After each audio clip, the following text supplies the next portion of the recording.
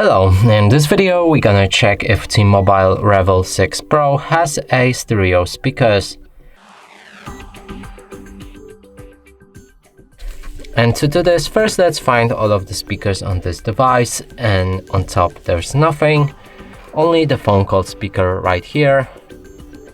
Left side nothing, right side also nothing. On the bottom we can find one speaker right here, and on the back side there's no speakers. So now to determine if that's a stereo speakers, we'll need to play some music, cover each of the speakers with our fingers, and if the sound is coming from both this speaker right here and this one, that's a stereo speakers. If the sound is coming from the one source, that's a mono speaker. So now let's try playing music.